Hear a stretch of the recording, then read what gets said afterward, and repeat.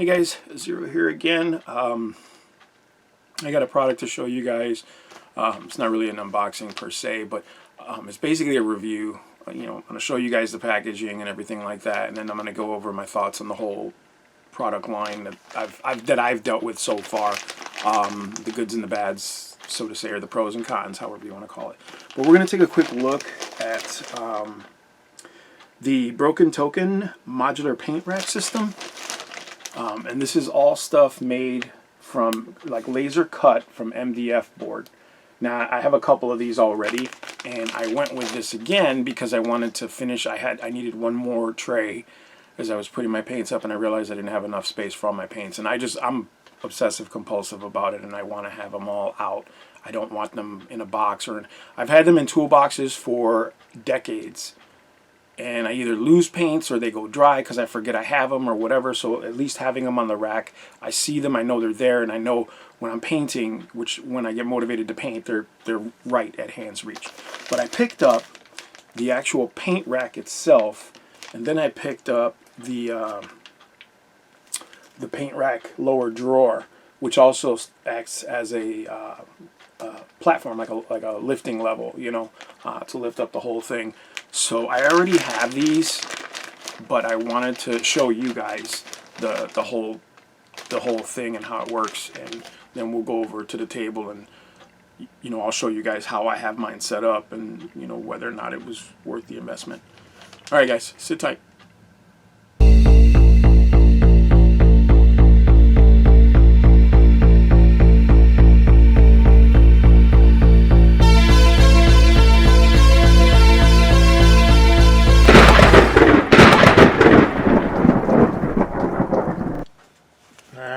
Ladies and gentlemen, let's take a quick look at these Broken Token paint racks. Yeah. So here are the instructions for the paint rack itself.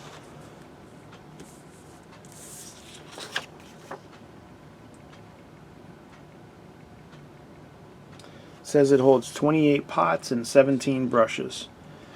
17 small brushes and only a few large ones, so you got to be wary of that there's a big difference in brush sizes. So if you've got huge fat brushes, probably won't fit in this. There's, like I said, there's a couple pros and cons I'm gonna go over. As you see, the build instructions are pretty simple. You put one side, put the stayers in, and then put the other side in with the back braces.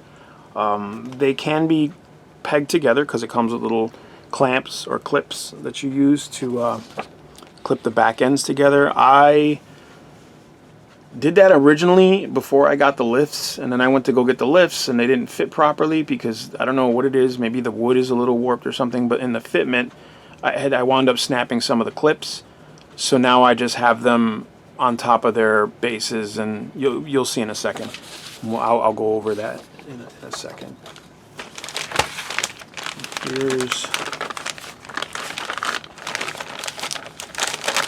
Here's our parts. Pretty straightforward. As you can see, here are the sidewalls, and those are the little clips there. And here's our tiers. They are supposedly numbered, but in all honesty, these are not difficult to figure out. It's not hard to figure out where they're supposed to go. You've got the picture for reference. So you get 1, 2, 3, 4 panels. And here's, oh, look at that. See, they come right out, which is not a big deal. This is not, it won't make or break anything. And of course, I'm going to take it out and it won't come out. There you go. Finally. God. Spin that right on out.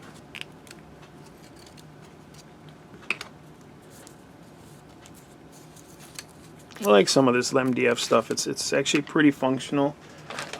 So the designer or whoever came up with the idea, thumbs up. So I'm not saying this is good for everything, but there's value in this laser cut MDF stuff. So like I said, here you have the clips. And just like everything else, you just push them through, pop them out, if you can get them to come out. Yeah, these guys aren't coming out, damn it. Of course, there it goes. Pops, comes right out, and it just clips right behind, like, you know, it'll clip like that. It'll clip two pieces together. So you can see it's got that, what's it, like 2-3 millimeter, you know. But there's the clips. I wanted to show you guys this as well. There are the paintbrush holes. So you can see, like, you know, most of them are the tiny ones. There's these three are kind of big, but not that big. We'll take a look at that in a second. Like I said, I'll show you guys that, so you can see what I'm talking about. And then, like I said, I'm going to go over the pros and cons for both of them. Okay, and here we have the drawer. It's a single drawer. There's a double and a single, and I bought the single. I bought one of each originally, and now I have a second single because I felt like I needed the space and I didn't need the bar in between. The one with the individual ones, the two individual ones, is nice because you can put your knives in there, your cutting tools, you know, whatever, markers, pens.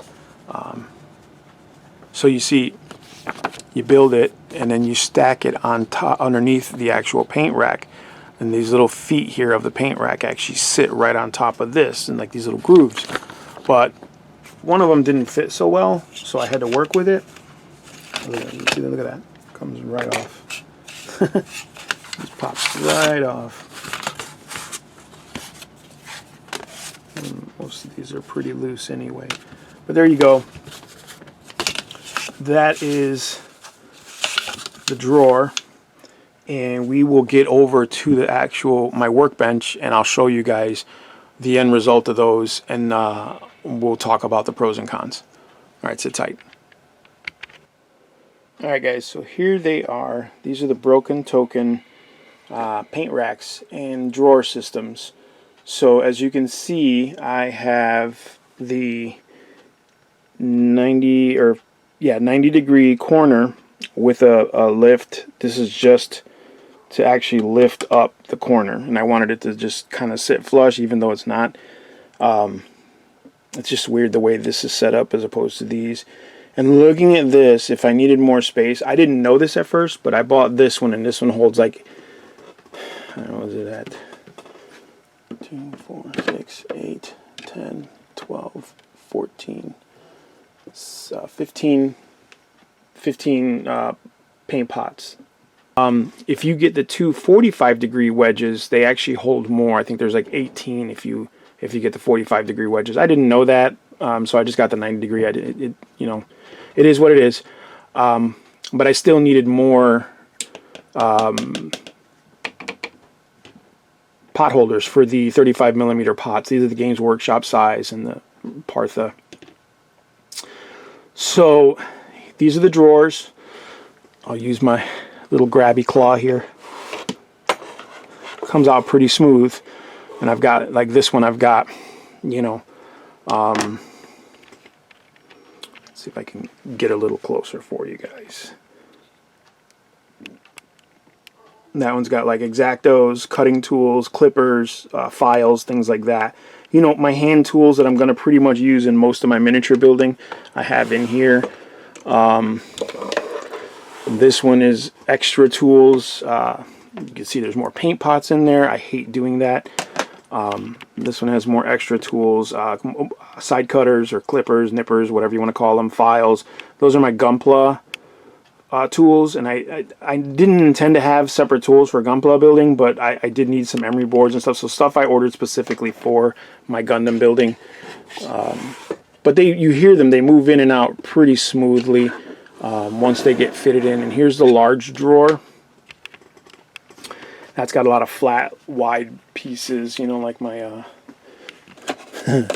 my new favorite stuff, my new favorite thing, Loctite there. I want to give a shout out to It's a Critical. JD, my buddy, he recommended these, and I have not looked back. Thanks, JD, appreciate it.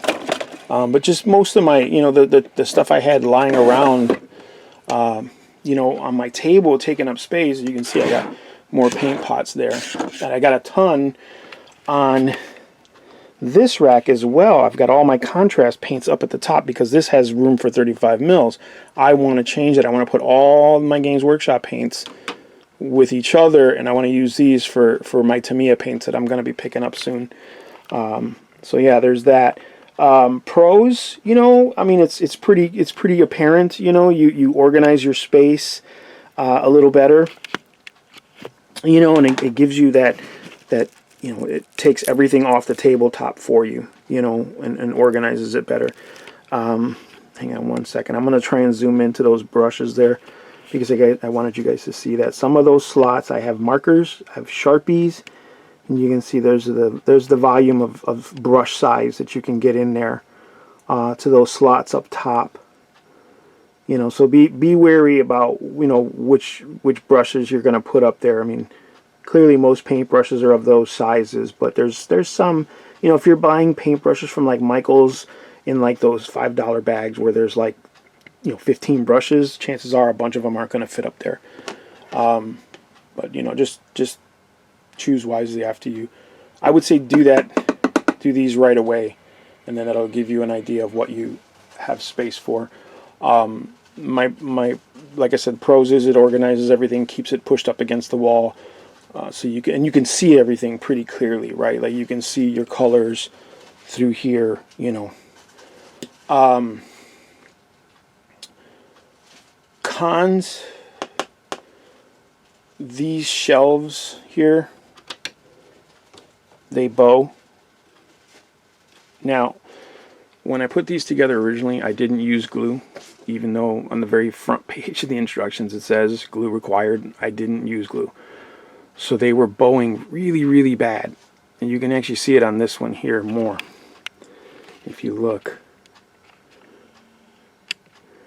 Because the shelf is so thin, it bowed a lot. You see the weight of all these pots is making these shelves bow. Now, since then, I've actually taken it apart and re-glued. I glued everything together.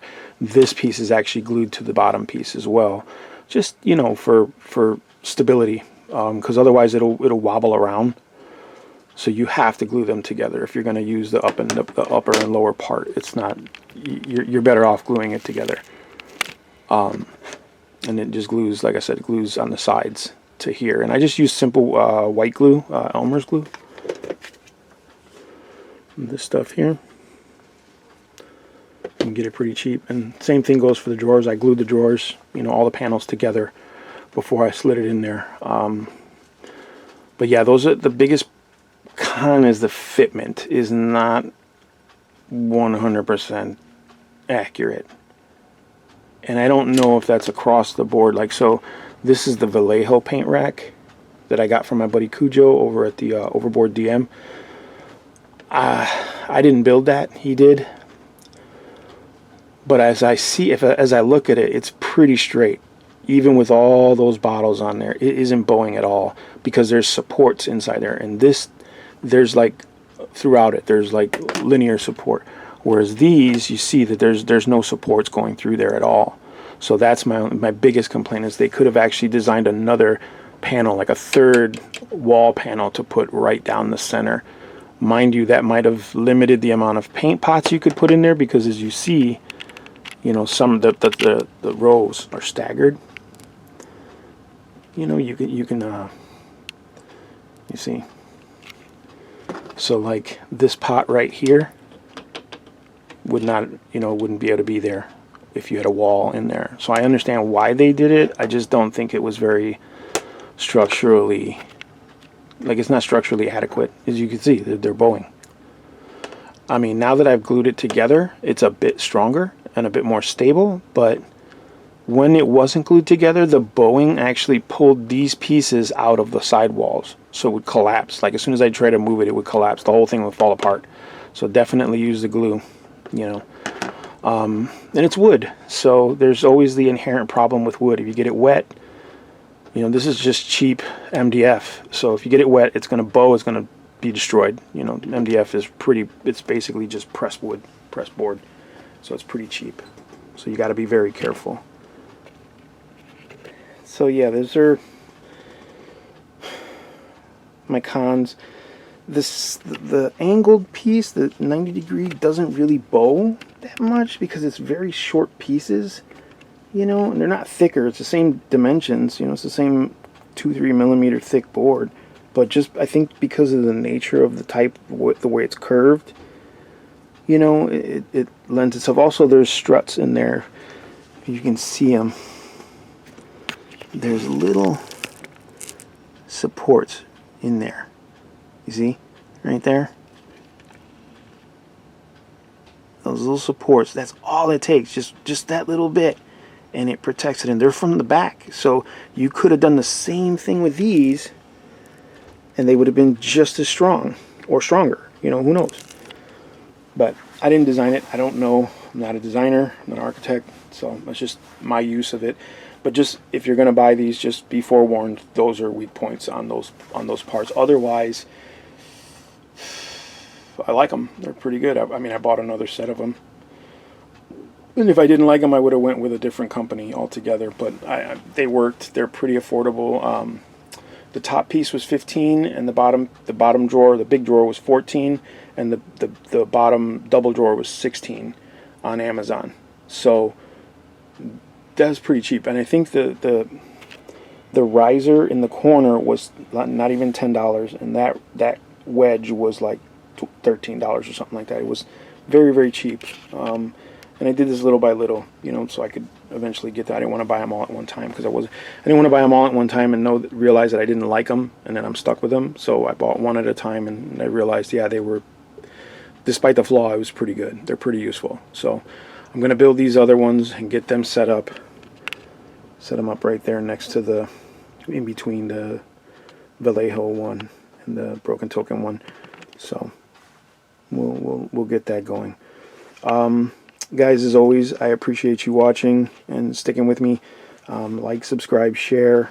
I'll put the little beholder right there for our Tabletop Dungeoneers Discord server.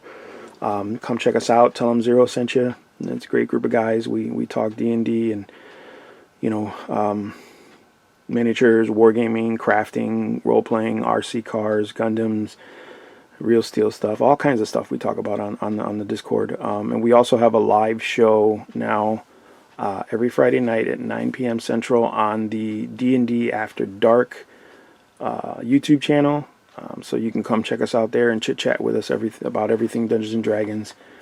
We've got a lot of different levels of experience for DMs, and it's pretty cool. And give new players advice and stuff like that. So come chat with us. Tell them Zero sent you. All right, guys. Thanks for watching.